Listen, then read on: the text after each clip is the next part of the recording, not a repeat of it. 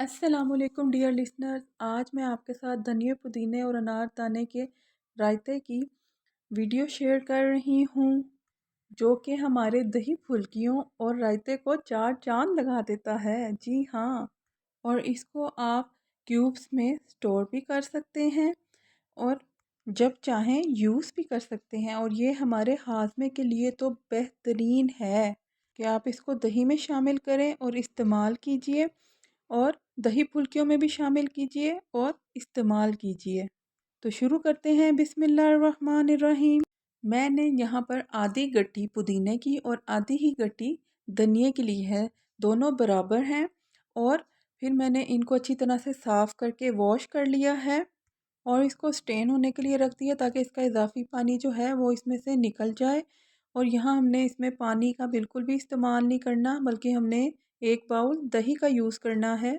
अच्छा जी, यहाँ पर मैंने 1.5 टेबल स्पून जो है वो अनारदाने का ले लिया है, जिसको मैंने अच्छी तरह से साफ़ करके वॉश करके इसको भी स्टेन होने के लिए रख दिया है। 2 से 3 जवे जो हैं वो लहसुन के हैं और 2 सब्ज़ मिर्चें हैं। अच्छा, तो अब अनारदाने, लहसुन और सब्ज़ मिर्चों को हमने चट्टू में अच्छी तरह से कूट लेना है, ताकि रायते में जो है वो अनारदाना जो है वो हमारे मुंह में ना आए।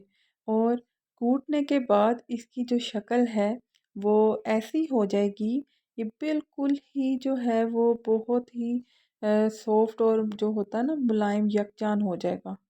अच्छा, तो अब बारी है यहाँ पर इन तमाम चीज़ों को मिक्स करने की। तो हम एक ब्लेंडर ले लेंगे और उसमें एक बाउल दही का शामिल कर देंगे, और जो हमने धो कर रखा हुआ था धनिया पुदीना वो हम इसमें शामिल कर देंगे। और इसके बाद जो हमने अनारदाना, सब्ज़ मिर्च और लहसुन कूट के रखा हुआ था उसमें थोड़ा सा पानी शामिल करके वो इसमें शामिल कर देंगे। अच्छा, तो अब हमने इसमें आधा चाय का चम्मच जो है वो नमक शामिल किया है, और फिर हमने आधा चाय का चम्मच ही जो है वो काली मिर्चें शामिल की हैं। और फिर हमने इसमें आ, 1 चाय का चम्मच भरकर जो है वो सूखा धनिया शामिल करना है। आधा चाय का चम्मच ही ज़ीरा शामिल करना है। और अजवाइन और जो कलवंजी है वो तो मैं अपने हर खाने में डालती हूँ, एक एक चुटकी। और एक आधा चाय का चम्मच ही चिली फ्लेक्स, दादर मिर्चें शामिल करनी है, और इन सबको अच्छे से ब्लेंड कर लेना है कि ये सब तमाम चीज़ें जो हैं वो यकजान हो जाएं और एक इस तरह से मिक्सचर की शक्ल जो है वो अख्तियार कर लें। अच्छा, तो डियर लिसनर्स, कभी अब आपको बहुत ज़्यादा अपना पेट भरा हुआ लगे तो आप इसको थोड़ा सा दही में शामिल कीजिए और खा लीजिए, इंशाल्लाह आपको अफाका होगा। और दही बल्लों की तो वैसे ही ये जान है।